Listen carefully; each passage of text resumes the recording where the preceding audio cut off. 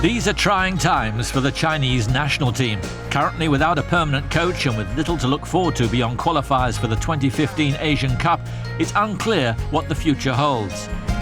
Nevertheless, the team contains significant talent, including their highly gifted fullback, Sun Xiang. My father was a teacher in a sports university. I also have a twin brother called Sun Xiang, and our father taught us how to play sports when we were little. We played football, basketball, volleyball, badminton, athletics, swimming and many more. He let us play everything. We grew up in the university environment and chose to focus on football in the end. We loved football. It's like we were born to play it.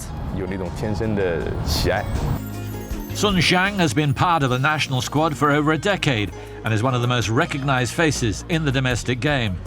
Back when they were teenagers, he and his twin brother were taken on by a new club in Shanghai called Cable 02, a youth team run by Zhu Gunbao, probably China's foremost coach.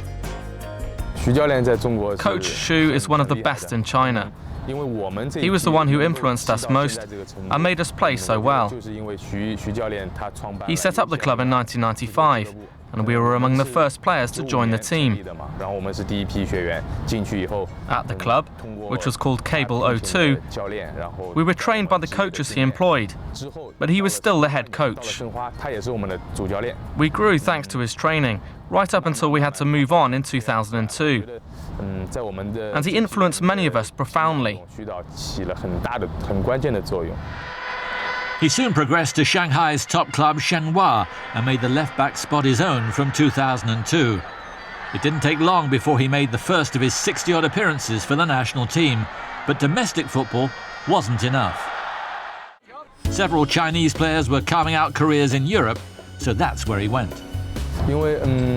Because I'm not an especially well-built guy, I didn't think I could go to England or Germany to play against strong players. I didn't think I'd be suitable in that environment. My agent chose Holland and Belgium, and PSV decided they wanted players like me at the time. It was a bit of a coincidence. It was my destiny. The biggest difference in Europe is that footballers understand the sport so well.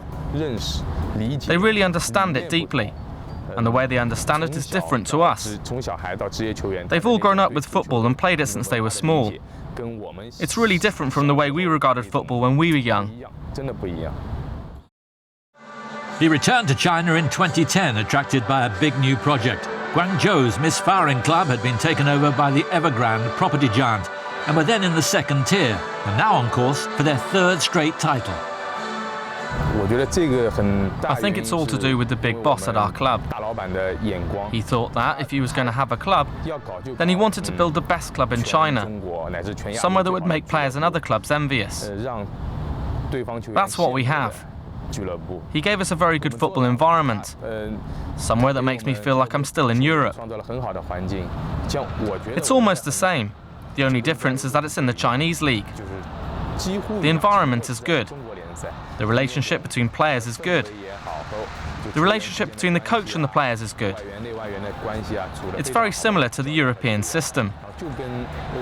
Many clubs here use a closed method, with players never allowed to leave the training camp. We use an open method. You only turn up when there's training. You have your own time and space outside. I think the players know how to control themselves this way. They can discipline themselves, so you know what you need to do in the game and in training. They've done this sort of thing for ages in Europe, and in addition to the environment, our wages are never late. I think that's very good. His club career has never been better, and there's a serious possibility that Guangzhou could become China's first Asian club champion since 1990. For the national team, it's very different. The good times have been few and far between. I think personally that people should start football training when they're very small. You can see that many young Japanese and Korean footballers are now playing in Europe. That's because lots of people start training so early there. It makes a big difference. Most of our players are trained internally. And most coaches here have no professional experience. How can young kids learn from them? I don't think this is good for the kid.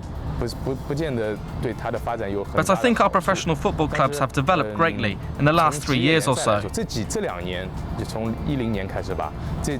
It's much better than it was before. At the age of 31, Sun Xiang is approaching the end of his career. Now the object is not so much the winning, though there's plenty of that at Guangzhou, it's more being a good example to those who'll follow him.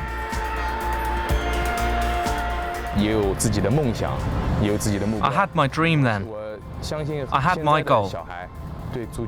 Now we need to do our best so we can be idols for young children. So that they can also dream that one day they can be one of us and dream about playing for the national team. I'd like to give them an example, so they'll think, perhaps one day I can be like Sun Xiang in the national team. This is now my goal.